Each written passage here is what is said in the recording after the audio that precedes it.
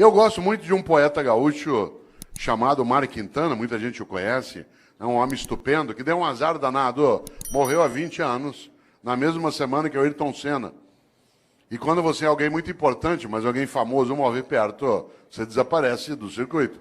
Tanto que tem gente que não sabe que Mário Quintana morreu, né? Outros talvez nem de que ele viveu. Né? E Mário Quintana, um homem especial, inclusive com uma grande qualidade. Ele morreu solteiro, com quase 88 anos de idade. E ele tem a melhor resposta que eu já vi para não se casar.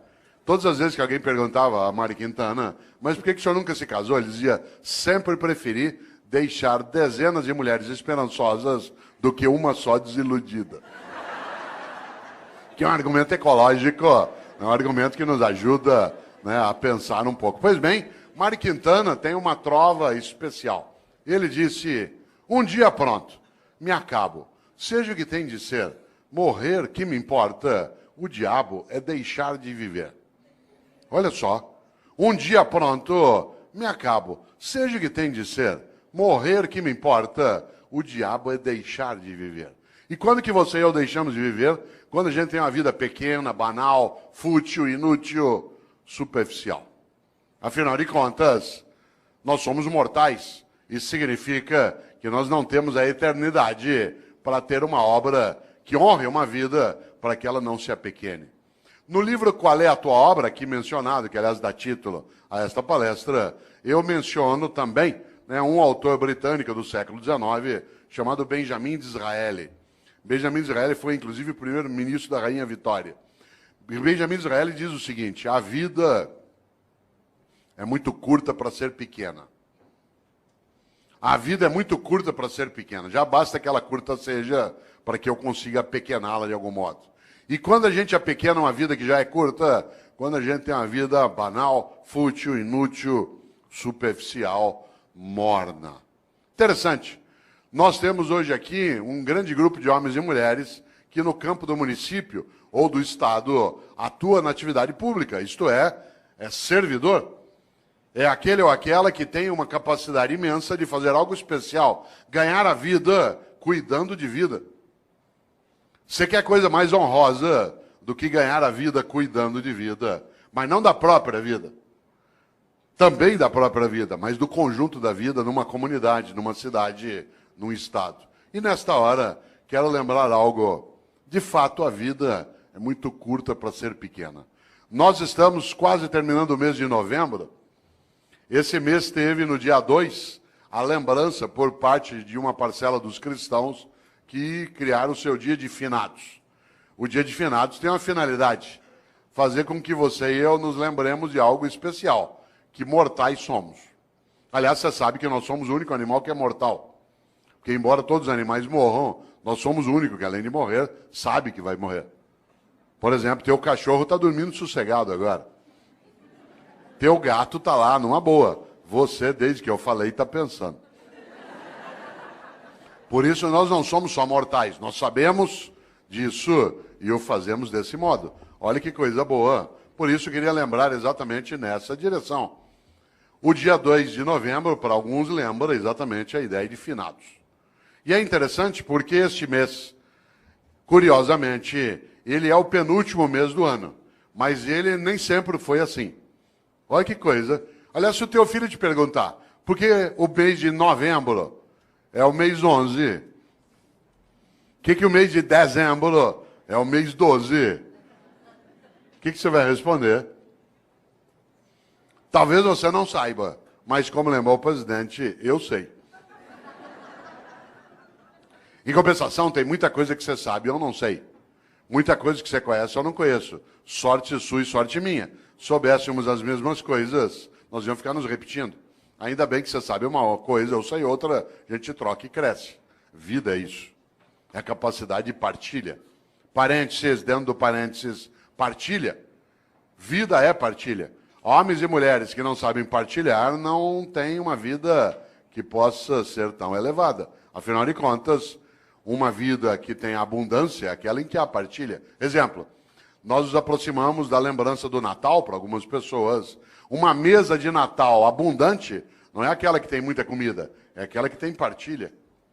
Às vezes a única coisa que você tem sobre uma mesa de Natal é comida. E muita. E nenhuma partilha. Vida é partilha. Afinal de contas, é só lembrar algo decisivo. Vários de nós aqui, ou aqueles que nos assistem, quando mais jovens, tínhamos menos dinheiro, menos recurso financeiro. A sociedade brasileira era mais pobre do que ela é hoje. Vários dos nossos pais tiveram menos dinheiro do que nós. Vários dos nossos tínhamos menos recurso. O país ele foi elevando a nossa capacidade de renda. Claro que ainda longe daquilo que a gente deseja e merece, mas absolutamente superior ao que já tivemos há 40, 50 anos. Portanto, vou contar uma coisa que quem é jovem talvez não imagine. Vários de nós, quando mais jovens, a gente ia almoçar no domingo na casa de um irmão, do pai, da mãe, de um parente. Não tinha possibilidade de fazer um almoço se cada um não levasse alguma coisa. E aí vinha um milagre magnífico na vida. Cada um de nós levava um pouquinho. Mas na hora de ir embora, todo mundo levava mais do que tinha trazido. Esse é um milagre maravilhoso. Esse é um milagre da multiplicação. Olha que coisa. Cada um de nós levava só um pouquinho. Um frango, uma maionese, uma lasanha. Mas na hora de ir embora, depois que você juntava e todo mundo comia, sobrava. E cada um levava para casa mais do que tinha levado para o almoço. Nós temos essa condição em qualquer cidade, em qualquer comunidade, em qualquer família, no planeta. Claro. Nós só não o fazemos no dia a dia porque uma parcela ainda tem uma ética absolutamente individualista, exclusiva, malévola, deletéria, destrutiva, predatória. Aliás, alguns acham que a regra na vida é cada um por si, Deus por todos. Mahatma Gandhi nos alertou sobre isso. Ele disse um dia, olho por olho, uma hora acabamos todos sem enxergar. E essa é uma coisa séria. E aqui na sala, quem não enxerga sabe muito bem o impacto que tem, né, que não enxerga com os olhos, né, que enxerga com os ouvidos ou com os dedos. Sabe o impacto que isso tem, né, no nosso cotidiano. Por isso, cautela. A lógica do olho por olho, ela é arriscadíssima. E se a gente observa, nós temos uma coisa séria, né, que é a nossa incapacidade, às vezes, de pensar na nossa mortalidade. Por isso, volto. Por que o mês de novembro é o mês 11? Por que o mês de setembro é o mês 9? Talvez algumas pessoas não saibam, mas até o século I a.C., até o século I a.C., no mundo romano, o ano se iniciava em 1º de março. O ano se iniciava em 1º de março. O primeiro dia do ano era 1º de março. E o último era 28 de fevereiro. Por isso, quando o ano se iniciava em março, setembro era o mês 7. Outubro era o mês 8. Novembro era o mês 9. Foi Júlio César que alterou o calendário e colocou janeiro e fevereiro no início do ano, produzindo alguns distúrbios. Um deles que o segundo mês do ano passou a ser um mês mais curto. E antes ele era o último, servia para ajustar o calendário. O segundo distúrbio é que parte dos meses o nome perdeu o sentido. Novembro virou mês 11. Olha quanta coisa inútil você não sabe. Mas eu sei. E eu partilho contigo, agora você sabe também. Olha que coisa boa. Pouco a pouco o mundo foi adotando o dia 1º de janeiro como o primeiro dia do ano. O único país do mundo em que o ano continua começando em março é o Brasil, né, que é um país clássico, né, um país clássico que não aceita essas modernidades de Júlio César. E para nós, não é março, ainda não começou. Né? Olha que coisa interessante. No entanto, no passado se usava o último dia do ano, que no caso era 28 de fevereiro, para pensar sobre a vida. Você sabe que a palavra fevereiro ela vem de uma divindade etrusca, o nome do mês, de uma divindade etrusca que é Februa. Februa é a divindade da purificação, da queima, da febre. Porque a febre, ela purifica. Isto é, ela faz com que haja a anulação daquilo que não serve e a proteção daquilo que serve. Nesta hora, quero lembrar algo. Os antigos, no mês de fevereiro, usavam o final do ano para pensarem sobre o que tinham feito e o que deveriam fazer. Nós passamos a fazer isso com dezembro. Quando se aproxima 31 de dezembro, alguns e algumas têm o hábito de pensar naquilo que fizeram. Isso é típico de algumas religiões, entre elas o judaísmo, o islamismo e o cristianismo, que tem uma ideia muito forte na vida. Tenha você ou eu religião ou não, há uma questão séria nessas religiões. Elas têm uma coisa chamada juízo final. Na crença dessas religiões. O que me assusta na ideia de juízo final não é o fato de ser final, mas o fato de ser juízo. Porque na crença dessas religiões, insisto, acredite você ou não, essa é uma questão tua privada, há algo decisivo. Elas acreditam que ao final da tua existência, a divindade vai te chamar no canto e falar, vem aqui para um particular. Seguinte, durante a tua vida, por que fez o que fez? E por que não fez o que não fez? Aliás, por que fez o que fez do modo como fez? E por que deixou de fazer o que deveria ter feito? Essa é uma pergunta séria. Algumas pessoas na vida não esperam o dia de juízo final para meditar sobre isso. Vão fazendo durante a própria vida. Pois bem, os cristãos construíram, a partir da influência judaica, uma percepção. E essa percepção ela se consignou na ideia também de juízo final no último livro da Bíblia dos cristãos, que é aquele que fala do fim, que é o livro da Revelação ou o livro do Apocalipse. Quem aqui tiver uma Bíblia cristã, dê uma olhada um dia. Esse livro é um livro terrível. Ele não é terrível porque é horroroso, mas porque ele traz algumas coisas para meditar. E se você observa, lá no livro do Apocalipse, no capítulo 3, versículo 15 e 16, os cristãos escreveram: Deus vomitará os mornos.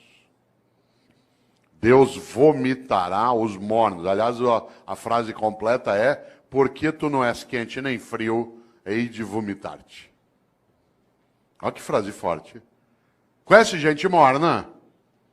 Gente que não é quente nem fria. Gente que é mais ou menos. Que é quente ou frio não, que não cheira nem fede. Sabe gente morna? Morna no trabalho, morna na comunidade, morna na prefeitura, morna na câmara, morna na escola. Morna. Não é quente nem fria. Gente que não tem compromisso, que não cheira nem fede. Mais ou menos compromissado, mais ou menos competente, mais ou menos servidor, mais ou menos religioso, mais ou menos político. Mais ou menos. Sabe gente morna? Que não cheira nem fede. Deus vomitará os mornos. Sabe aquela pessoa que é morna? Morna no casamento. E aí, como é que está o casamento? Tá ruim com ele, pior sem ele. Morna na comunidade. E aí, como é que está o debate em Campinas sobre a política? Vamos levando, né? E aí, lá na prefeitura, vamos ver o que dá, né? E a escola, como é que tá? Não sei, vamos ver. Falta pouco para eu aposentar.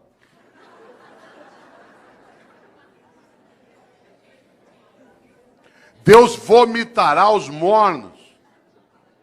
Gente que é morna na amizade. Você vai apertar a mão dela, com licença, ela dá só a pontinha do dedo. Você aperta aquela minhoca desmilinguida. Você vai abraçar, a pessoa abraça meio de lado, meio parece que tem nojo. Sabe gente que economiza afeto? Pessoas que esquecem que afeto e conhecimento é uma coisa que se você guardar, você perde. Afeto e conhecimento, guardou, perdeu. A única maneira de ter afeto e conhecimento é repartir. Gente que é morna na cidade, morna no casamento, morna no serviço público. Morna, não é quente nem fria. É morna na religião. Conheço gente, por exemplo, que vai a um culto ou a uma missa. Um dos meus sobrinhos é pastor presbiteriano aqui em Campinas.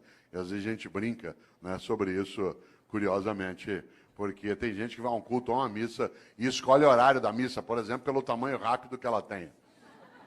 Se eu vou à missa das 10, naquela igreja que o padre faz uma missa rapidinho. Então vai para quê? Ou você acha que teu Deus é tonto? Você chama ele de todo-poderoso e ele não sabe que você escolheu uma missa curta.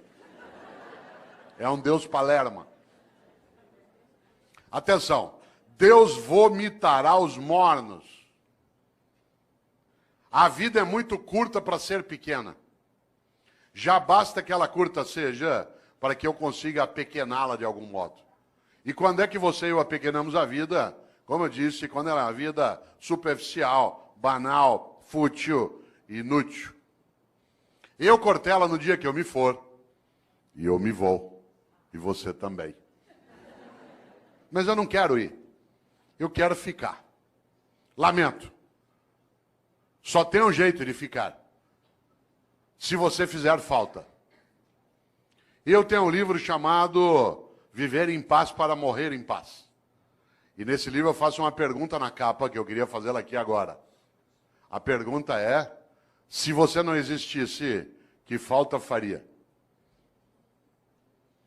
Não pense nisso numa sexta-noite após beber um pouco. Se você não existisse, que falta faria? Por exemplo, tem gente que faz uma falta imensa. Tem gente que faz uma falta imensa na tua vida. Alguém que te criou, alguém que te apoiou, alguém que estava contigo. E tem gente que não faz falta nenhuma. Teve gente que não vai poder ir ao teu Natal, porque não está, ou já morreu, vai fazer uma falta imensa. E tem gente que não vai, e vai te dar uma alegria imensa. São aqueles que nos dão o agradável prazer da ausência delas. Já imaginou? Cuidado! Você sabe que morrer é ser esquecido. Você, quando faz falta, não é esquecido. Não é casual que no grego arcaico o verbo para morrer e o verbo para esquecer seja o mesmo, que é letos, de letal. Porque morrer é ser esquecido.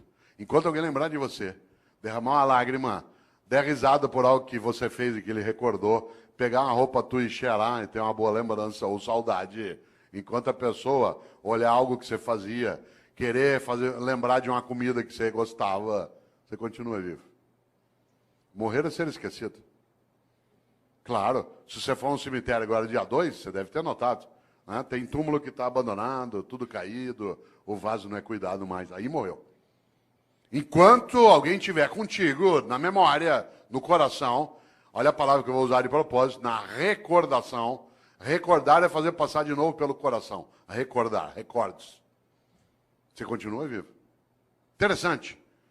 Há pessoas que morrem em vida, porque são banais, fúteis, inúteis, e não fazem a menor falta. Tem gente que nos faz, repito, uma falta imensa. Só tem um jeito de fazer falta. Para fazer falta na vida, você tem que ser importante. Não confunda importante com famoso. Tem muita gente que é importante e não tem a menor fama, e tem muita gente que é absolutamente famosa e não tem a menor importância. Uma pessoa importante é aquela que faz falta. Por exemplo, enquanto nós estamos aqui agora, tem uma auxiliar de enfermagem no hospital da prefeitura do estado que está lá tirando as escaras de alguém que está em coma há 3 meses. A pessoa nem sabe que está sendo cuidada. Aquela pessoa é absolutamente importante, aquela enfermeira. Tem alguém que está ajudando a cuidar do abastecimento em Campinas, que está agora numa repartição, fazendo nota de empenho, para a gente poder ter reforma na escola, poder ter via pública estruturada. Tem alguém que está numa Câmara Municipal ajudando a preparar projetos. São pessoas absolutamente importantes, mas que não são, de maneira alguma, famosas. A fama passa. Eu, Cortella, às vezes eu sou famoso, depende da semana, do programa de televisão que eu participo. As pessoas passam a semana inteira, te vi na televisão, te vi na televisão. Eu estava agora em novembro, no programa da Fátima Bernardes, a semana inteira falaram, te vi na TV, vou estar lá agora dia 10 de novo, 10 de dezembro. Aí eu sei, semana inteirinha, te vi na Fátima, depois de uma semana, vai embora. Claro. A fama passa, a importância fica. Só tem um jeito de ficar, ser importante. E a importância você constrói onde você está. Na família, no governo, no legislativo, numa atividade de natureza privada, numa escola. Afinal de contas, uma pessoa importante é aquela que fica nos outros. Olha aqui para mim, se você puder. Parênteses, por que eu disse olha para mim, se você puder? Porque há pessoas entre nós que não enxergam com os olhos. E eu não posso dizer, olha aqui para mim. Porque isso significa que eu estou excluindo pessoas. Há pessoas que não ouvem com os ouvidos, elas ouvem com as mãos. E por isso eu não posso, no meu cotidiano, esquecer disso. Porque, do contrário, eu acabo tendo uma obra que é parcial. Por isso, olha que interessante, volto a esse pedaço. O que é alguém que é importante? Olha para mim se você puder. É alguém que eu levo para dentro. O gesto que eu estou fazendo é da mão em direção ao peito. Que eu levo para dentro. Quando alguém te importa, porta para dentro, importar. Você se torna importante quando alguém te leva para dentro dela. Quanta gente é importante? Olha que coisa. Levou para dentro. Mário Quintana, um homem especial. Um homem estupendo. Ele, inclusive, fez uma coisa que eu gosto demais. Ele, durante anos, trabalhou vários poemas que eu aprecio, mas houve uma coincidência entre mim e ele, que eu até conto no livro, que você estava me mostrando, o Viver em Paz para Morrer de Paz. Mário Quintana sempre me inspirou. E eu, Cortella, nascido em Londrina, até 10 anos de idade não havia televisão na minha cidade. Não havia TV. E por isso, à noite, eu ficava pensando. E uma das coisas que eu ficava pensando era, no dia que eu morrer, qual vai ser o meu epitáfio? Isto é, o que eu quero que escreva no meu túmulo? Eu já tinha tendência à inutilidade filosófica, né? E eu ficava imaginando o que eu quero que escrevam no meu túmulo. Hoje eu não tenho mais essa questão, porque eu não quero mais ser sepultado. Eu quero ser cremado. Essa é uma decisão individual, mas eu acho a cremação mais ecológica, inclusive. Muito mais adequada. Há um impacto ambiental no sepultamento. Por exemplo, se chineses e indianos aderissem ao sepultamento, nós teríamos problemas sérios. A cidade de São Paulo, que é onde eu moro, tem o segundo maior cemitério do mundo, que é o cemitério da Vila Formosa. Tem 1,5 milhão de corpos sepultados lá. Você imagina o impacto disso no lençol freático, na proliferação de insetos, de roedores. É uma questão séria, mas é uma questão cultural séria. Eu, inclusive, quis debater na cidade de São Paulo o uso do crematório, porque São Paulo só tem um crematório, que é da Vila Alpina. E eu quis fazer uma campanha pela cremação na cidade de São Paulo, quando eu era secretário de Educação. Consegui, inclusive, o patrocínio da Caixa Econômica Federal para fazer cartaz, para debater, e só não fiz porque a prefeita, na época, que era Luiza Erundina, achou que a cidade não ia entender direito. Ela estava certa. Mas eu tinha feito um cartaz, que eu vou usar ainda, né? Vou usar, não deu. Era um cartaz que o patrocínio da Caixa para discutir cremação, escrito assim, vem para a caixinha você também. Certo? Mais claro, né? Mais claro impossível. Eu, claro, hoje não quero mais ser sepultado, mas quando eu queria, eu ficava imaginando qual seria. Aliás, minha mãe, que é uma pessoa, como várias das mães de alguns aqui, absolutamente importante, mas não é famosa, ela é contrária à cremação. E como toda mãe, ela acha que ela é eterna. Porque ela não quer desistir de cuidar. Essa é a obra dela. E há uma coincidência gostosa em casa. Ela nasceu no dia 5 de março, e eu também. Eu nasci no dia do aniversário dela. Família organizada, faz planejamento estratégico, né? E uma coisa boa é que nós fazemos aniversário, claro, no mesmo dia, e acontece uma coisa evidente. A comemoração é sempre junto. E você sabe que aniversário a gente fala de vida e de morte, por causa da idade. E no aniversário que ela fazia 84 anos, o ano passado, né? Ela fazia 84 anos, nós estávamos em volta, netos, bisnetos, todo mundo ali, alguns dos meus filhos, e eu lembrei para um dos filhos algo na hora do almoço. Falei, vocês não esqueçam, né, que papai quer ser cremado, não quer ser sepultado. Minha mãe, aos 84 anos de idade, virou e falou assim, eu não vou deixar você ser cremado. Claro, é Highlander. Por quê? Por uma razão, quem ama não desiste. Quem ama não desiste. Quando você está começando a desistir de algo, é porque você está começando a deixar de amar. E é interessante, porque qual é a suposição? Que ela vai adiante e vai cuidando. Nessa hora, volta a um polo, nesse pedaço. Eu, em Londrina, um dia cheguei ao epitáfio que eu queria. Aí eu sosseguei. Encrenca. Há 8 anos eu fui a Porto Alegre, cidade a qual eu vou com frequência, e todas as vezes que eu lá vou, visito as coisas do Mário Quintana. Porque ele viveu 27 anos finais de vida num hotel no centro de Porto Alegre, que foi fechado, vendido, se transformou ali na Casa de Cultura Mário Quintana. E eu lá fui, como faço sempre, há 8 anos. E pela primeira vez, eu nunca tinha feito isso, não é proibido. O quarto em que ele viveu, ficou lá a escrivaninha dele, a mesa, né, o guarda-roupa, os livros dele. E aí eu cheguei lá e comecei a mexer no caderno do Mário Quintana. Não é proibido. De repente, quase caí sentado, porque ele houvera anotado no caderno qual era o epitáfio que ele queria para o túmulo dele. E eu quase caí sentado, porque ele tinha escolhido para o túmulo dele a mesma coisa que eu tinha escolhido para o meu. Claro que ele não copiou de mim. Né? Mas nós tivemos uma inspiração assemelhada. Sabe o que Mário Quintana mandou escrever no túmulo dele? A maior verdade que eu conheço. Ele mandou escrever no túmulo dele algo que parece piada, não é. Ele mandou escrever no túmulo dele: eu não estou aqui. Olha que coisa maravilhosa. Eu não estou aqui. Eu não estou aqui. Onde está Mário Quintana? Em nós. Na amizade que repartiu, na solidariedade que ofereceu, na felicidade que construiu, na solidariedade que protegeu, na sexualidade que assumiu, na religiosidade que praticou. Onde está Mário Quintana? Em nós. Por isso, a vida é muito curta para ser pequena. E eu, Cortella, no dia que eu me for, e eu me vou, e você também, eu quero ficar. Só tem um jeito de ficar, na minha obra. Porque eu sou mortal, mas eu não preciso ser inútil. A minha mortalidade é presente, mas a minha vida não precisa ser desperdiçada. Por isso, lembra esse fato. No dia que eu me for, eu quero ficar. Só tem um jeito de ficar, nas outras pessoas. Eu sou professor há 40 anos. Parte da minha obra é exatamente isso. Alguns aqui são servidores públicos há 15, 20 anos. A tua obra é aquilo que você faz no dia a dia para ajudar a proteger essa comunidade. Outros trabalham em tribunais de conta.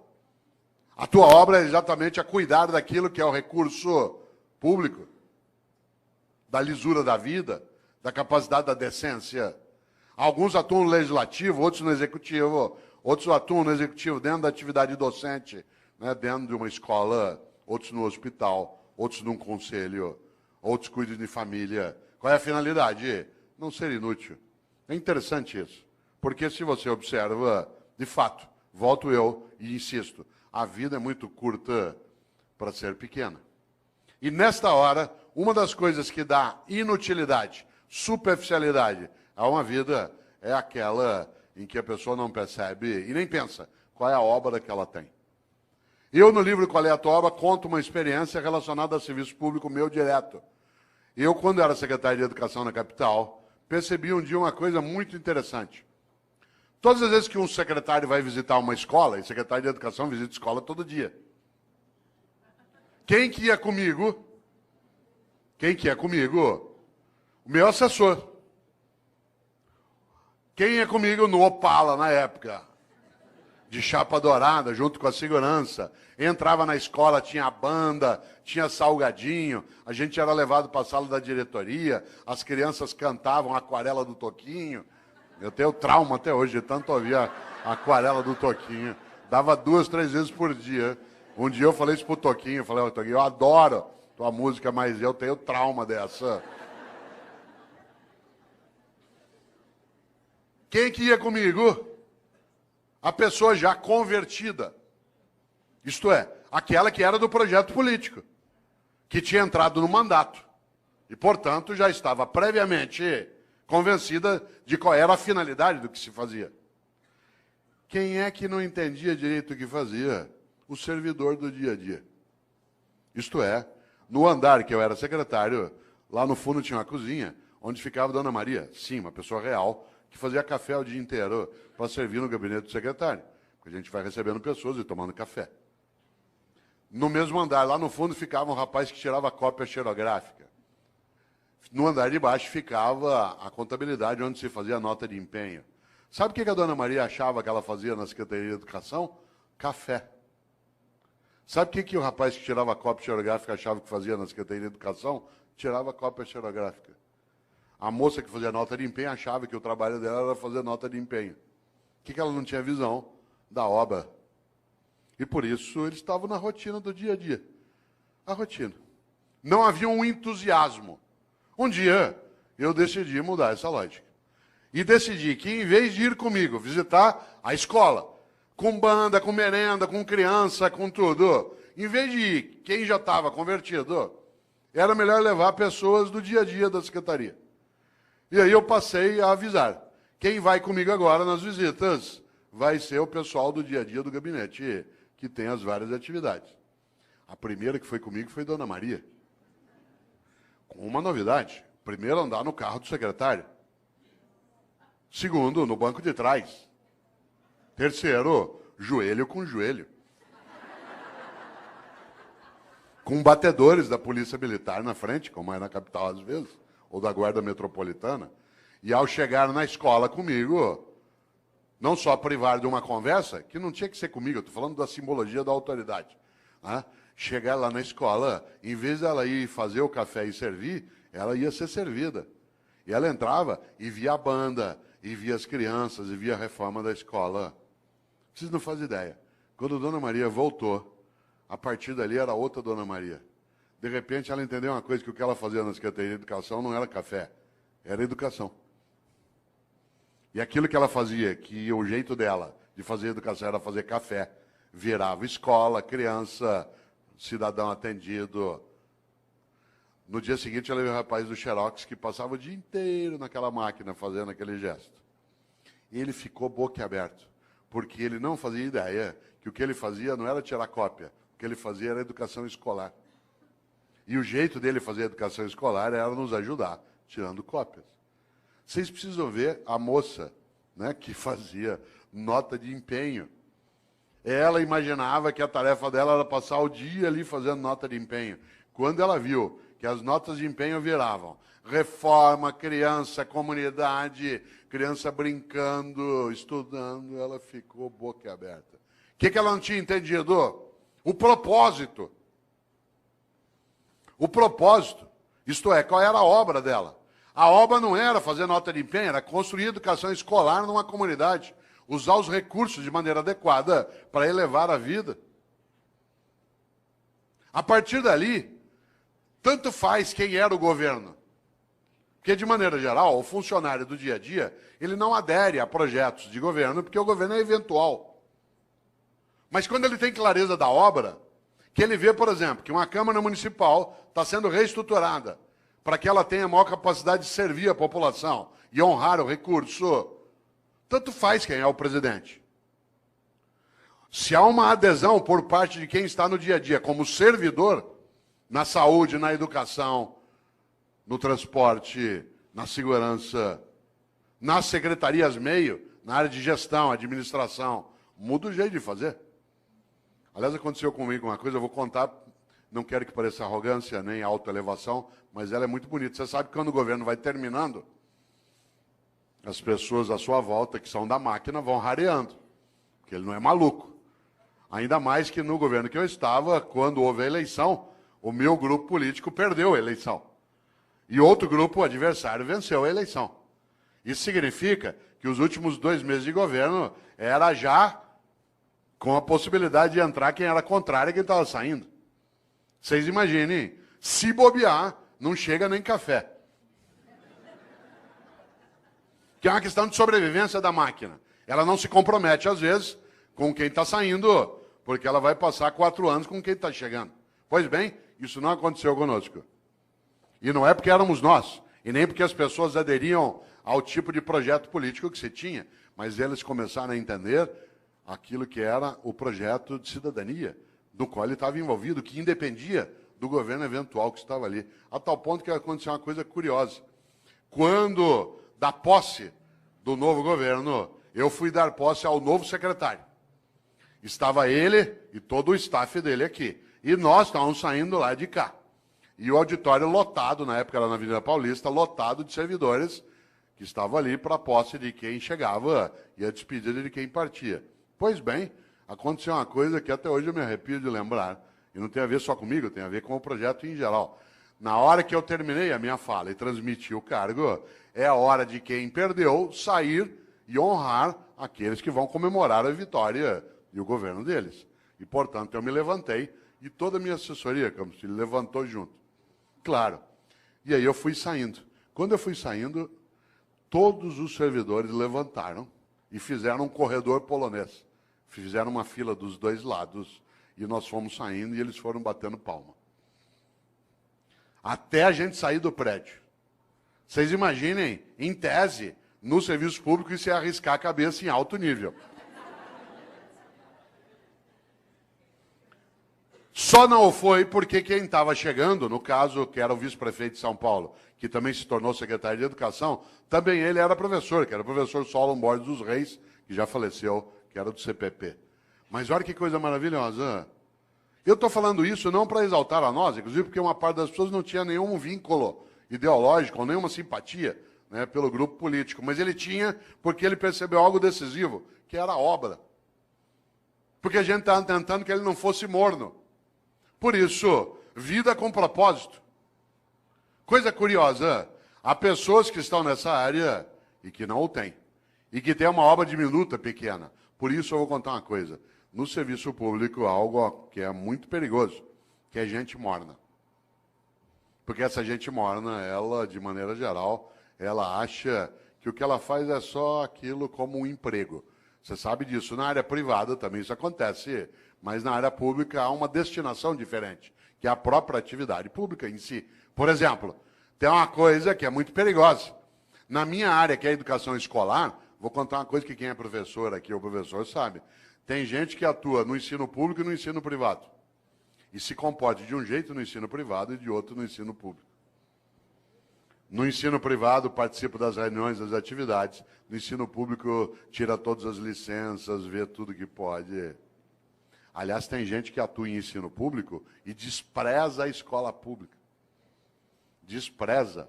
Ameaça o filho com a escola pública.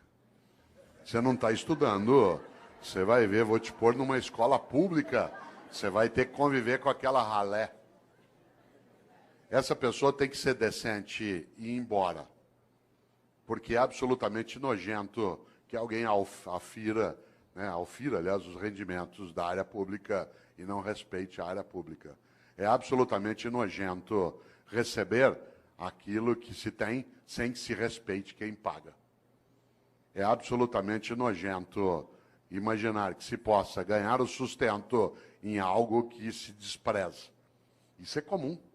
Isso é comum, inclusive, a pessoas que no dia a dia, você sabe, eles argumentam que ele vai ser mais ou menos, também pelo salário que me pagam. Você já imaginou esse princípio aplicado ao corpo de bombeiros? Tua casa está pegando fogo, já apagaram a sala, a cozinha. De repente você olha, o bombeiro está enrolando as mangueiras, guardando. Fala, onde você vai? Ué, 5 horas, é o meu horário. Então, mas está pegando fogo lá. Não, mas ó, é o meu horário, me paga até essa hora. Já imaginou um cirurgião no hospital fazendo uma sutura de apêndice? Tem que dar 20 pontos na sutura, ali no teu ponto de Mark Barnes, para poder fechar direitinho, porque não tem equipamento para fazer laparoscopia. O que ele faz? No 8º ponto, fala, vou parar aqui mesmo, pelo que me pagam. 8 pontos tá bom já. Você já imaginou? Você sabe que há pessoas que se conduzem desse modo no cotidiano. Obviamente que eu não estou falando de trabalhar sem remuneração, estou falando de outra coisa. Da capacidade de entender o quanto que a vida é muito curta para ser pequena. E algumas pessoas se apequenam no modo como se relacionam na atividade que desenvolvem. Por isso, volto eu aqui a uma questão, você que ainda tem um tempo de desespero até 11 horas. Qual é a tua obra? Quando você se for, e você se vai, e eu também, o que vai ficar? O que vai ficar que não estrague, não apodreça? E repito, não seja objeto de disputa odiosa. Isto é, o que você e eu fazemos que honra nossa própria existência? Interessante. Uma das coisas mais marcantes quando se pensa em gestão e liderança é gerir para elevar a vida coletiva. Atuar de maneira que não seja cínica. Ética não é cosmética. Ética não é cosmética, não é uma coisa de fachada. Desse ponto de vista, claro, se nós imaginamos o propósito daquilo que fazemos, é a nossa capacidade de ganhar importância. Eu já observei, e você também, várias situações em que algumas pessoas, elas não deveriam estar naquela atividade, especialmente em alguns ramos da atividade pública. Porque ela, primeiro, não merece que o povo pague o salário dela, porque ela finge, e segundo, ela despreza aquele lugar. Mas há outras pessoas que, é claro, merecem muito mais do que recebem. Há outras pessoas que, de fato, têm que ser honradas no dia a dia, na atividade pública, mas nem sempre. Afinal de contas, como você bem lembra, há uma coisa aí que é decisiva, que marca, inclusive, nossa percepção. A ideia que se tem até, né, e que não pode, de maneira alguma, ser deixada de lado de pessoas que não querem se apequenar. Curioso. Quem aqui é professora ou professor, se você acabou de entrar na atividade de docente, se você é um funcionário novo na Câmara ou na Prefeitura, vou te dar um conselho. Se você quiser ter uma vida que seja relevante, que cresça, ouça o que eu vou dizer. Afaste-se de funcionário velho. Afaste-se de funcionário velho. Aproxime-se de funcionário idoso. Não confunda idoso com velho. Idoso é uma pessoa que tem bastante idade. Velho é aquele que é morno, que acha que já sabe, que não precisa mais se mexer. Afaste de professora velha na escola. Sabe como é que é professora velha? Idosa é uma pessoa de 65, 70, 80 anos de idade. Velho é aquele que é morno. Quer ver um exemplo? Você chega numa escola cheia de ideias, quer fazer coisas, a professora velha fala assim, ih, sossega aí. Com o tempo você vai aprender. Quando você estiver no meu tempo de serviço público, você vai ver. Sossega, fica na tua. É só mudar governo, as coisas voltam ao que era. Afaste de funcionário velho. A pessoa velha, ela faz mal. Ela é homicida. Isto é, ela assassina as condições de vida coletiva numa comunidade. Se ela estiver na atividade pública, pior ainda. Você já imaginou? Aproxime-se de gente idosa. Gente idosa quer aprender, frequenta a escola, vem para debate, lota um auditório na Câmara. Os que têm mais idade aqui, alguns perguntariam, tal como eu, o que você veio fazer? Quero continuar aprendendo, sabendo, indo buscar. Há pessoas que acham que já sabem. Ah, não, para quê? Ao contrário. Por isso, atenção. Há um grande pensador que muitos conhecem aqui, chamado Padre Antônio Vieira, um grande português que viveu no Brasil. Padre Antônio Vieira começa um sermão dizendo: o peixe apodrece pela cabeça. O peixe apodrece pela cabeça. Já viu um peixe apodrecer? Ele apodrece da cabeça para o resto do corpo. E há pessoas que apodrecem pela cabeça. Isto é, uma cabeça que é morna, fútil, banal, inútil. Afinal, o que é vida? A vida é curta para ser pequena, e é curta mesmo, 75 anos. É a nossa média hoje. 75 é nada. Para alguns que são jovens aqui, 75 é muito. Para vários de nós, é depois da manhã. Quando você tem 30 até 70, é. Agora não. Muda muito. Eu tomei um susto outro dia, vereador, porque eu fui fazer uma compra por internet. E eu tinha acabado de receber um cartão de crédito novo. E aí eu fui pôr, na hora que pediu a data de validade do cartão, fiquei parado olhando. O cartão tem mais validade que eu. Quando o teu cartão tem mais validade que você fica olhando aquilo. Claro, 75 é pouco. Minha mãe, 85 anos de idade, domingo me falou assim, filho, hoje lá na igreja uma velhinha me falou, falei, mãe, defina a velhinha. Ela fala, ah, ela deve ter uns 87. Fala, ah, bom. Claro. O que é vida? Guimarães Rosa, grande médico, escritor mineiro, colocou lá no Grande Sertão. Viver é muito perigoso. Viver é perigoso, de fato. E nascer, então? Já imaginou como é difícil nascer? Tanto que a natureza sabe, ela tira de nós a memória do nascimento e dos primeiros 3, 4 anos de vida. Porque é tão impactante sair do útero que a gente é apagado da memória para não sofrer. O lugar mais seguro que você já teve no universo é o útero da tua mãe. Tanto que quando você está mal, você quer voltar para lá. Você estava lá 8 meses e meio, numa boa, sem fazer nada. Meio líquido, nós adoramos meio líquido. Você estava lá balançando, não tinha que respirar, era alimentado automaticamente por um tubo, não tinha quase ruído, não tinha luminosidade, não havia contato, a temperatura era sempre equilibrada, homeostática. Melhor lugar do universo que você já teve. Tanto que quando você está mal, você quer voltar para lá. Você perdeu um amigo, perdeu alguém, perdeu um amor, você quer ficar no escuro, deitado, com o joelho em direção ao peito. Posição fetal. Você olha no hospital para pessoas com problemas mentais, nuas no pátio, deitadas assim, encolhidas. Claro, você estava lá numa boa, sossegado. De repente, depois de 8 meses e meio, esvaziou o líquido. E você começou a sentir contrações à tua volta. E foi escorregando, escorregando, escorregando. E alguém te segurou. E você sentiu contato pela primeira vez. Te ergueu, tirou do útero. Tinha luz no ambiente. O ruído aumentou, mudou a temperatura. E a pessoa te ergueu, te deu um tapa na bunda. E aí você fez o primeiro gesto fora do útero, que é...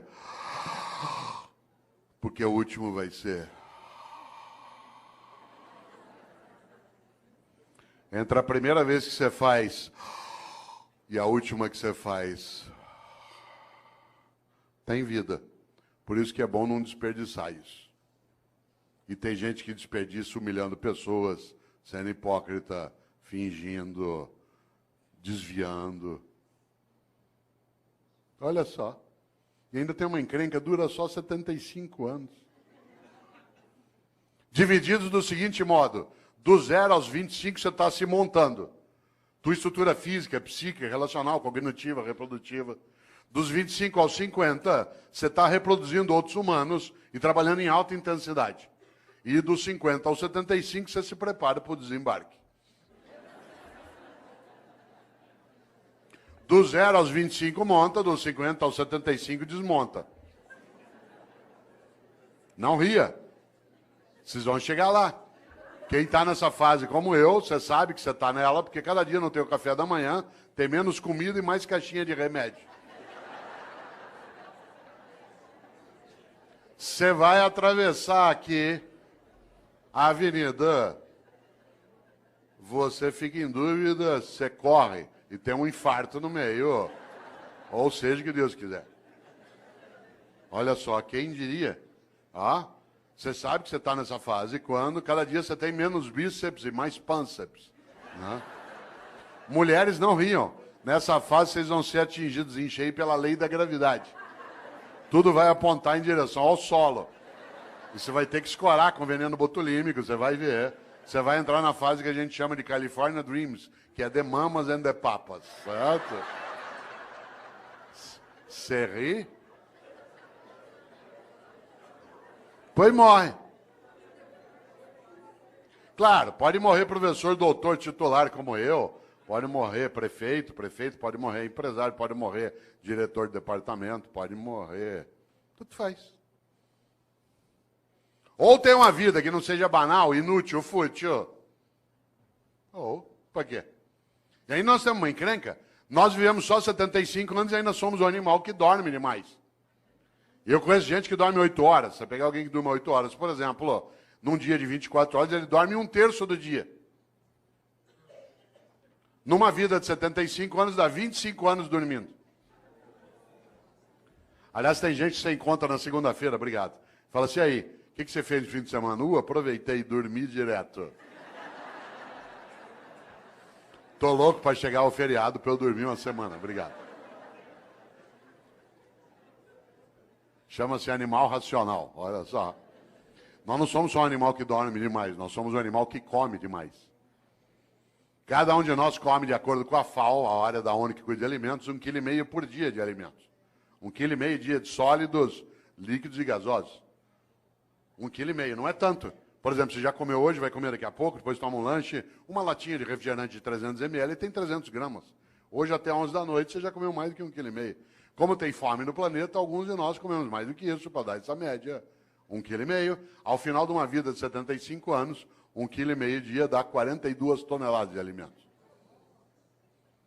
1,5 kg vezes 75 anos.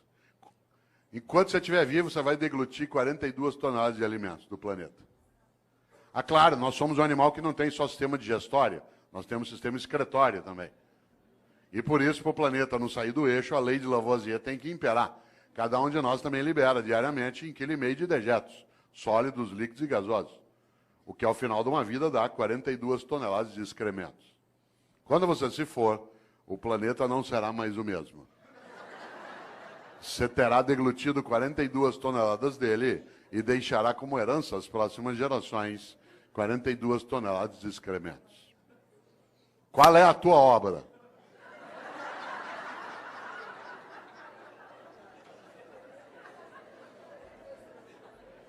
Você sabe que tem gente que leva a vida desse jeito.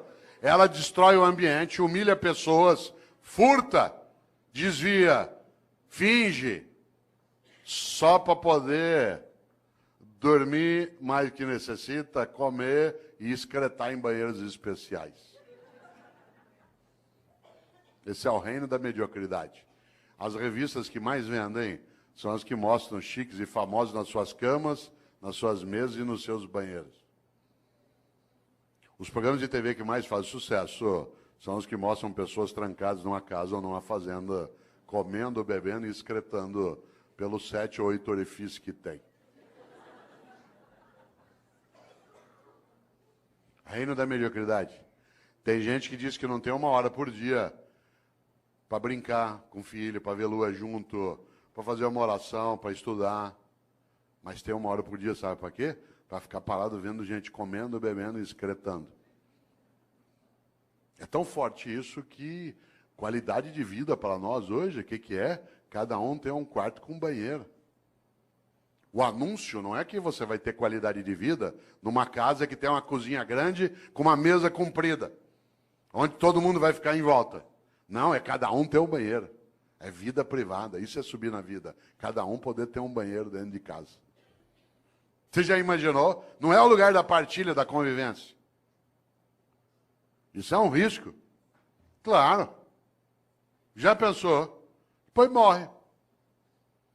Se bobear, não fará falta. Interessante. Aliás, sabe o que uma pessoa fala quando ela está morrendo? Quem aqui é da área de medicina sabe disso? Eu me lembro o tempo que dava aula na Santa Casa, em alguns momentos em São Paulo, que se ia até a UTI. Numa UTI é um lugar onde tem mais complicação. Sabe o que as pessoas falam quando estão morrendo? Ela não gruda em você, com licença, professor. Ela não gruda em você e diz assim, doutor, pelo amor de Deus, deixa eu viver mais um dia que eu quero mandar em mais gente. Doutor, por favor, deixa eu ficar vivo mais 1 semana que eu quero humilhar mais algumas pessoas. Doutor, pelo amor de Deus, deixa eu ficar vivo mais 2 dias que eu quero comprar mais um carro. Sabe o que as pessoas falam quando estão morrendo?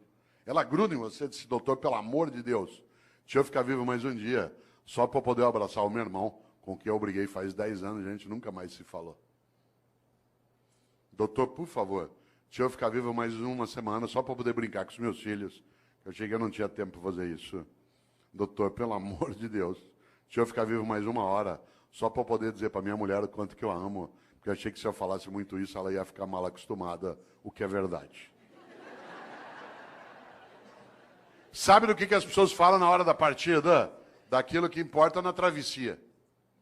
E como disse um dia o grande Guimarães Rosa, o importante não é chegar nem partir, é a travessia. E a travessia você faz com outros e outras. Por isso, qual é a tua obra? Minha obra não é ser imortal, coisa que não sou, mas é ser eterno. E eu não sou eterno do ponto de vista religioso, eu sou na obra que deixo, naquilo que ajudei a fazer naquela cidade, naquela família, naquela repartição, naquela secretaria, naquele legislativo. Algo que no dia que eu partir, e eu partirei, e você também, que eu não tenha medo de me perguntarem por que fiz o que fiz. Você já imaginou?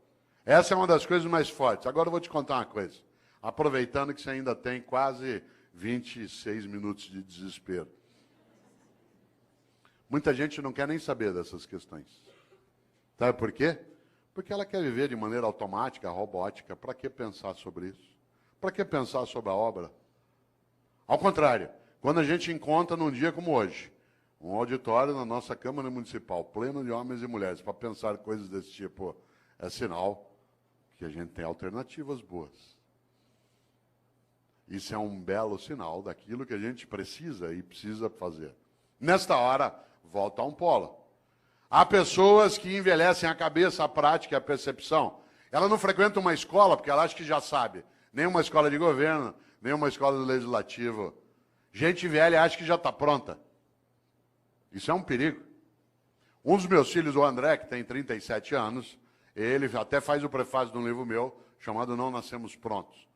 O André, quando ele tinha 18 anos, um dia ele estava fechado no quarto dele em casa, em São Paulo, ouvindo rap. Eu gosto de rap, mas não é qualquer rap que eu gosto. E eu estava na sala em casa ouvindo ópera. Eu gosto de ópera, mas não é qualquer ópera que eu gosto. Música boa para mim é aquela que me emociona. Se ela me emocionar, ela é boa. Quem aqui gosta de ópera sabe que ópera a gente ouve um pouquinho mais alto. Ele saiu do quarto dele injuriado por causa da altura da música. Hoje ele gosta de ópera, na época não. Veio até a sala e falou: pai, pelo amor de Deus, desliga isso, pai. Aliás, eu estava ouvindo uma área do Puccini, que é maravilhosa, que eu não posso cantar aqui porque ela é para soprano, chamada Mio Babino Caro, meu papaizinho querido, que é magnífica. A Maria Callas a gravou um dia. Pena que eu não posso cantá-la aqui, né, por ser para soprano, mas talvez você a conheça. Eu até dou risada, porque tem gente que coloca essa área na igreja em cerimônia de casamento, na hora da bênção das alianças. Eu falei isso outro dia aqui em Campinas. E é curioso, porque ou a pessoa não entende ópera, ou ela entende muito de casamento, porque a área fala de uma menina que vai se matar.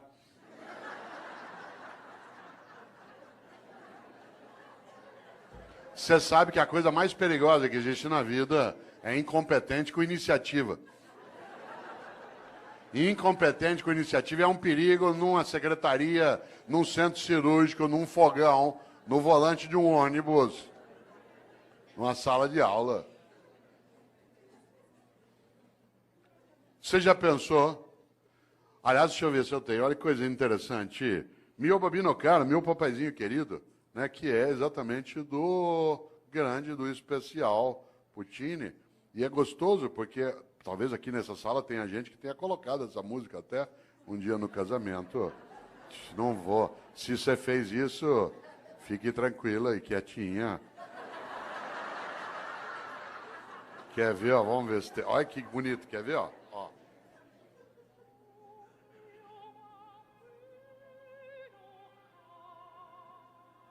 Ó, meu papaizinho querido.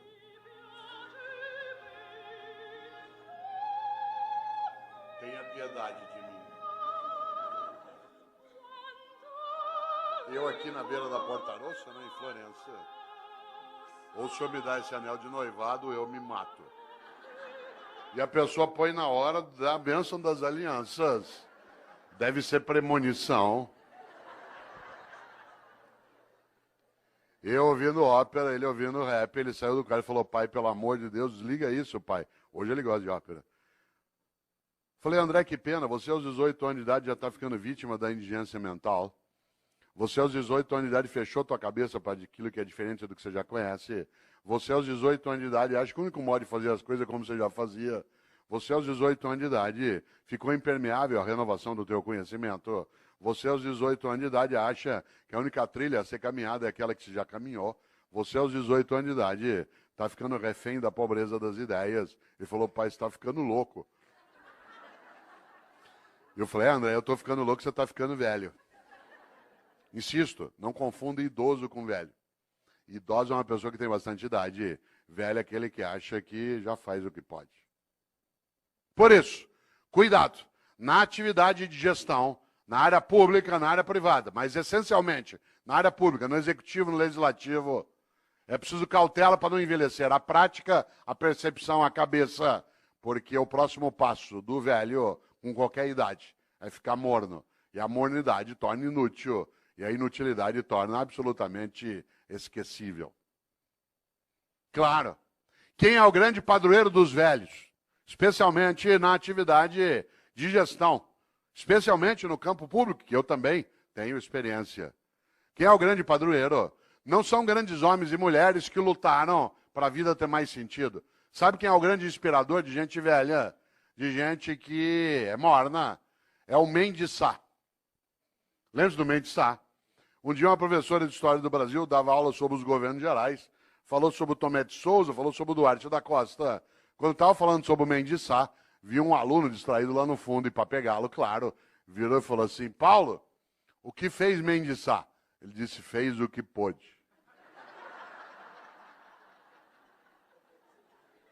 Cuidado com o Mendes Sá. Gente, nós temos que ter mais relevância naquilo que a gente faz aqui na nossa gestão. Eu faço o que eu posso. Gente, nós temos que ter um nível maior de eficácia na atividade pública. Eu faço o que eu posso. Gente, nós temos que dar uma destinação mais sólida para o recurso originário do povo. Eu faço o que eu posso. Cuidado. Essa é a falência da ação. É a admissão da síndrome do possível. No Brasil tem uma coisa chamada síndrome do possível, que é um perigo. Quer ver um exemplo? Você leva teu carro no mecânico hoje à noite aqui em Campinas, diz, olha, meu carro está com um barulho estranho. Ele diz, vou fazer o possível. Você vai ao médico e diz assim, doutor, eu estou com uma dor no pâncreas. Vou fazer o possível. Você chega para um funcionário, olha, eu precisava disso. Vou fazer o possível. Você desanima. Imagine que você está aqui agora, você sabe que ainda faltam 21 minutos para você se libertar de mim. Você começa a se irritar, você tem coisa séria para fazer. De repente, você começa com uma dor, uma cólica no baixo ventre, que vai para lá e para cá. Tua perna direita começa a tremer, você começa com um pouco de sudorese, ânsia de vômito, calafrio. Isso é sinal de apendicite. A gente pega você, leva para um hospital aqui perto, afere tua temperatura, vê que você está com indício, te pré-anestesia. Vai levando para o centro cirúrgico, você vai deitado no corredor, vendo passar aquele teto branco na maca. Aí você gruda na mão do médico e diz assim, doutor, vai dar certo a operação? Ele diz, vou fazer o possível.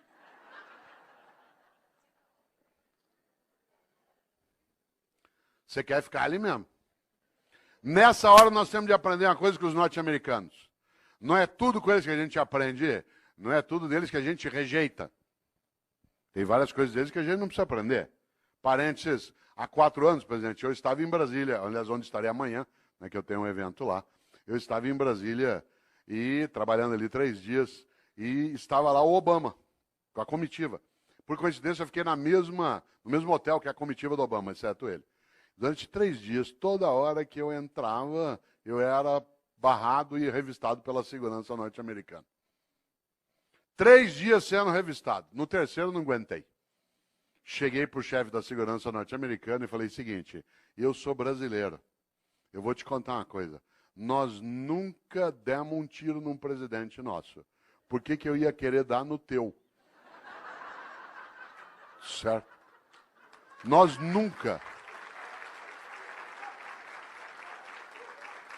O único presidente nosso que morreu a bala, ele deu o tiro nele mesmo. Vocês já mataram 5 e deram tiro em 11. Larga, deu. Ele não entendeu nada. Mas tem coisas nos americanos que a gente tem que observar. Por exemplo, quando você pede uma coisa para o norte-americano, ele diz, I will do my best. Vou fazer meu melhor. Atenção. Não é uma questão de idioma, é uma questão de atitude. É absolutamente diverso. Fazer o possível e fazer o melhor. Por isso, pergunto aqui para você agora, mas não quero que você responda, só que você reflita.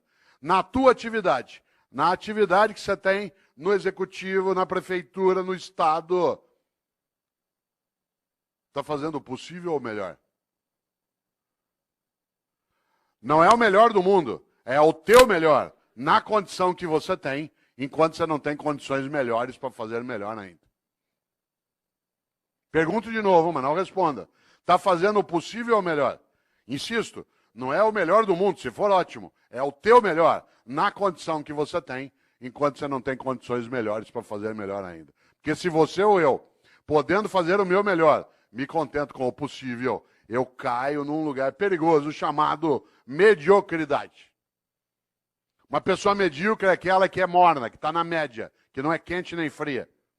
Lembra quando você chegava da escola que tinha boletim escrito, o pai olhava 6 em português, 5,5 em matemática, 4 em história. Pai, deu para passar. Medíocre. Deixa, eu toco minha vida. Isso é mediocridade. Insisto, uma pessoa medíocre é aquela que, podendo fazer o melhor, se contenta com o possível. Exemplo, mediocridade é falta de capricho. Capricho, sabe o que é capricho? Capricho é você fazer o teu melhor na condição que você tem, enquanto você não tem condições melhores para fazer melhor ainda. Exemplo, minha mãe e eu moramos na mesma rua em São Paulo, por coincidência, e às vezes eu passo na casa dela no fim da tarde. E mãe conhece. Às vezes ele olha para mim 5 da tarde e fala assim, você não almoçou ainda, né? E eu falei, não, eu comi um negocinho na universidade. Ela falou, peraí, que eu vou fazer um negócio para você. E é aquela coisa meio mágica de algumas mães. Em 5 minutos aparece uma coisa para eu comer. Eu sou filho de italiano, uma coisa comum. Um pouco de talharina e com azeite e sal em cima, mais nada. Eu, com a fome que eu estou naquela hora, comeria o prato vazio. Portanto, ela pode fazer qualquer coisa. Mas sabe o que ela faz? Faz um macarrão com azeite e sal. Mas antes de servir, pega um tomatinho cereja, corta em 4 e põe em cima. Capricho. Capricho é você fazer o teu melhor na condição que você tem, enquanto você não tem condições melhores para fazer melhor ainda. Eu, no Paraná, quantas vezes, caipira, ia até a roça visitar a casa de alguém, quem aqui conhece sabe, na roça, aquela casa que a gente chama de pau a pique, casa de barro com madeira trançada, entrava na casa, chão de terra, tudo varrido. Tudo varrido, capricho. Ah, mas o chão já é de terra, capricho, fazer o melhor na condição que tem, enquanto não tem condições melhores para fazer melhor ainda, para não ser medíocre. Pedia eu para tomar um gole d'água na roça. A mulher corria pegar uma canequinha, daquela de alumínio, toda amassada. Areada. Passava areia em volta. Ah, mas já é pobre mesmo. Epa, pobre, mas é limpinho. E tem gente que não é pobre, limpinho não é. E tem gente que é pobre e não é limpinho. Medíocre. Pobre na roça tem roupa de ver Deus. Vai à igreja. Pode, não, roupa não é nova, vocês têm remendo, mas está limpinha. E põe no sol para coarar. Quantas vezes eu, como secretário de educação na capital, ia visitar uma escola municipal, teto caindo, água escorrendo, culpa nossa do poder público. Mas a escola toda arrumada, limpinha, as carteiras em ordem, velhinhas, mas em ordem. Florzinha, sala dos professores. Capricho. Capricho é você fazer o teu melhor na condição que você tem, enquanto você não tem condições melhores para fazer melhor ainda. Tem gente que é medíocre. E aí a obra fica medíocre. Ah, mas do jeito que me pago. Ah, mas do jeito que é. Ah, mas eu não tenho condição. Todos os dias nesta cidade, às 3:30 da manhã, algumas pessoas acordam, pegam 2, 3 ônibus ou a moto e vão trabalhar no resgate do Corpo de Bombeiro ou do SAMU. Passa o dia tirando gente do meio de ferragem. Para ganhar no fim do mês 3.200, 3.400. Já imaginou? O que ele faz ali? O melhor. Se você perguntar para ele por que ele faz, ele falou, porque é importante fazer. Fazer o melhor naquela condição. Ah, mas eu não tenho desfibrilador na viatura, ou eu não tenho material de sutura. Fazer o melhor na condição que tem, enquanto não tem condições melhores para fazer melhor ainda. Eu conheço professor e professora, que é a minha área de rede pública do Estado da Prefeitura, que tem uma carência imensa de material e faz um trabalho magnífico, porque faz o melhor naquela condição, enquanto não tem condições melhores para fazer melhor ainda. Há pessoas que, em nome da condição, degradam a ação, em vez de ter um trabalho que é concomitante. Luta para melhorar as condições e vai fazendo melhor com aquelas que tem. Ah, mas aqui é assim, eu faço o que eu posso. Por isso, cautela. Quero aproveitar agora esses teus 13 minutos de desespero para pensar um pouco uma ideia dentro disso. Para a vida ter propósito, para você e eu não temos uma vida banal, fútil, inútil, superficial. É preciso, acima de tudo, que nós sejamos capazes de fazer o nosso melhor. Para isso é necessário pensar na obra. Para isso é preciso, acima de tudo, não ser morno ou morna. Afinal, como eu disse várias vezes e repito, a vida é muito curta para ser pequena. E a gente é pequena quando tem uma vida banal, fútil, inútil, medíocre. Nesta hora, Você conhece gente que é mãe medíocre, pai medíocre. O medíocre não é o que é pobre, não é o que não tem recurso, é aquele que com o recurso que tem não cuida do melhor modo que consegue com aquele mesmo recurso. Você tem cidade em que o executivo quase não tem condição e ele cuida do melhor modo, naquela condição. Ah, mas aqui é assim, cautela. Nesta hora, quero lembrar algo decisivo. Um dos homens que eu mais admiro na história é um pensador italiano do século VI, chamado Benedetto di Nursia, Bento de Núrcia, que os católicos, os anglicanos e ortodoxos chamam de São Bento. São Bento criou uma ordem religiosa, uma ordem maravilhosa chamada Beneditina, com um lema magnífico. Aliás, um belo lema para a ordem religiosa, porque o lema da ordem beneditina é ora et labora, reza e trabalha. Reza e trabalha, porque só rezar sem trabalhar as coisas não acontecem. E só trabalhar sem rezar as coisas perdem reverência. Reza e trabalha. Mas o mais interessante é que Bento de Núrcia, o São Bento, criou uma regra de funcionamento para a ordem beneditina. Essa regra diz o que o monge pode e não pode fazer, deve e não deve fazer. E eu quero trazer aqui, para ir amarrando a reflexão, aquela regra que para mim é a mais importante. No livro Qual é a Tua Obra, que é da editora Vozes, eu trago um pouco essa discussão, mas eu a retomo mais recentemente no outro livro, que hoje o presidente trouxe para assinar, que é o Pensatas Pedagógicas. São Bento criou uma regra. E a regra que eu queria trazer aqui, que para mim tinha que estar no alto de toda a Câmara Municipal, toda a escola, toda a cidade, toda a prefeitura, toda a secretaria, toda a família, é a regra de número 34. O monge que desobedecer essa regra, que eu vou dizer, é mandado embora da ordem. Não tem direito à estabilidade. E eu acho que essa deveria ser uma regra presente em todas as áreas. A regra 34 de São Bento diz: é proibido resmungar. É proibido resmungar. Não é proibido discutir, não é proibido debater, não é proibido discordar. É proibido resmungar. Sabe gente que só resmunga em vez de agir? Gente que passa o tempo todo amaldiçoando na escuridão em vez de acender vela. Aliás, a frase predileta do resmungão é: que horror, alguém tem que fazer alguma coisa.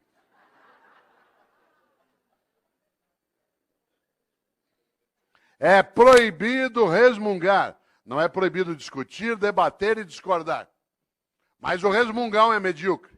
Aliás, todo resmungão é vagabundo. Toda resmungona é vagabunda. E a melhor maneira de não precisar fazer nada é acreditar que nada pode ser feito.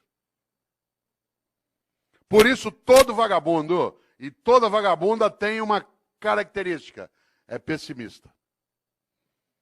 Aliás, é tão vagabundo que nem chama a si mesmo de pessimista, chama de realista. Porque a melhor maneira de não precisar se mexer é achar que não há nada que vale mexer. Por isso, todo vagabundo ou vagabunda é pessimista e prefere acreditar que nada pode ser feito. Tudo que você propõe, ele diz, não vai dar certo. Vamos fazer uma escola legislativa e não funciona. Vamos fazer uma escola de governo para quê? Vamos mexer na organização da Câmara, vamos estruturar um Tribunal de Contas no Estado que cada vez mais possa dar decência ao recurso coletivo. Isso aqui no Brasil. Opa! O pessimista é, acima de tudo, alguém que se aproxima do bandido. Não por escolha, mas por omissão. Como diz uma antiga frase, os ausentes nunca têm razão. Vamos fazer uma palestra para discutir qual é a tua obra e isso não funciona, não vem ninguém. Ó. O que faz o otimista? Tem uma encrenca. O otimista tem que ir atrás, juntar, procurar, chorar, se arrepender, querer largar. Falou, vou largar isso, eu vou sair disso aqui. Para quê? Não funciona. Mas o pessimista, ele tem uma coisa. Ele não tem esforço nenhum a fazer. Aliás, o pessimista, você já notou, a única coisa que ele faz é sentar e esperar dar errado. Aí você fala assim, mas não está dando errado. Ele fala, espera que você vai ver. O otimista tem que estudar, fazer curso, ir atrás, se arrepender, querer largar, juntar com outro. voltar e repensar, chorar de vez em quando. Mas o otimista tem uma grande vantagem. A vida dele não é pequena. Pode até ser curta. Ah, mas olha só, para quê? Não vai funcionar. Para quê? Ó, por isso, atenção, agora que você ainda tem 7 minutos. É proibido resmungar. Não é, repito, proibido discordar, debater. Resmungar, sim. Nós vivemos em 2014 no Brasil uma coisa belíssima. Um debate sério, em vários momentos, em outros nem tanto. Numa eleição, nós não estamos habituados a debater. A tal ponto que metade quase tentou matar a outra metade. Que ele não está habituado ao debate no dia a dia. E nós estamos aprendendo a fazer. Mas nós tivemos coisas que são maravilhosas. São 7 eleições em seguida, num país de 514 anos, primeira vez. Bom demais, democracia é uma coisa que a gente constrói junto. Democracia não é ausência de ordem, é ausência de opressão. Claro que a ordem tem que existir. Democracia não é ausência de ordem, é ausência de opressão. Nesta hora, o que diz o pessimista? Ah, isso não vai funcionar. Olha só. O que faz o otimista? Junta, volta, vai outra vez, se arrepende, se candidata, não quer mais, acha que esse chefe vai liquidar, resiste mais um pouco, vou esperar, quem sabe ele morre. Ué, a natureza também nos ajuda em algumas coisas. O que eu quero dizer com isso? Qual é a tua obra? Quando você se for, e você se vai, e eu também, o que vai ficar? Eu tenho certeza, você não quer ser medíocre, nem eu. A gente não quer ter como nosso patrono Mendes Sá. Eu faço o que eu posso. A gente não quer envelhecer a cabeça, a prática, a percepção, a própria vida. O que a gente quer? Fazer o melhor na condição que a gente tem, enquanto a gente não tem condições melhores para fazer melhor ainda. Diz, mas Cortella dá na mesa, sabe por quê? Porque tanto faz se eu faço o melhor ou não, não vai acontecer nada. Essa é a hora que é necessário lembrar exatamente que é proibido resmungar. Você só terá uma coisa a ganhar se você não for medíocre. Uma vida que não seja fútil, inútil, banal. Afinal de contas, independentemente de existir ou não, um juízo, essa é uma questão individual, vale algo decisivo. De novo, Mário Quintana. Um dia pronto, me acabo. Seja o que tem de ser. Morrer que me importa. O diabo é deixar de viver. Aliás, outro gaúcho, Aparício Torelli, que apelidou a si mesmo de Barão de Itararé, tem uma frase que parece óbvia, não é? Ele dizia, a única coisa que você leva da vida é a vida que você leva. A única coisa que você leva da vida é a vida que você leva. Mas eu queria lembrar, para ir amarrando, algo especial. Um grande homem estupendo, chamado Albert Schweitzer. Um homem que, inclusive, tem influência sobre a cidade de Campinas, porque pessoas que dirigem aqui, o Boldrini, estudaram com Schweitzer e o conheceram também. Schweitzer foi um grande professor e um grande médico. Aliás, ele foi o Nobel da Paz, de 1952. Schweitzer, quando tinha 30 anos de idade, achou que como professor era pouco, que ele queria ser mais importante, não famoso, mais importante. E ele decidiu aos 30 anos de idade fazer medicina. E aí ele foi embora, e 7 anos estudando medicina. Formou-se, sabe o que ele fez? Foi embora para a África, lá para o Gabão. E ficou 50 anos no Gabão, meio século, colocando a vida dele a serviço dos outros. Aliás, no dia que ele morreu, tem uma coisa curiosa. O corpo do Albert Schweitzer está sepultado na Europa, mas o coração está no Gabão. Porque quando ele morreu, o povo do Gabão quis o coração dele, fisicamente. Está sepultado lá no Gabão. Schweitzer, tem uma frase para você e eu não esquecemos, e é a penúltima que direi. Disse Schweitzer um dia, a tragédia não é quando um homem morre. A tragédia é aquilo que morre dentro de um homem enquanto ele ainda está vivo. Olha só, a tragédia não é quando um homem morre. A tragédia é aquilo que morre dentro de um homem enquanto ele ainda está vivo. E o que não pode morrer? A dignidade de uma vida que não seja banal, fútil, inútil, superficial. Mas queria lembrar algo, que aliás é a última frase do livro Qual é a Tua Obra? Onde está essa reflexão que aqui fiz. Que é uma frase de um francês, que é François Rabelais. Foi monge beneditino. Um homem do século XVI, para quem gosta de literatura renascentista, escreveu Garganto, a Pantagruel. O especial François Rabelais tem uma frase que eu vou dizer 2 vezes. Ele disse: conheço muitos que não puderam quando deviam, porque não quiseram quando podiam. Digo de novo.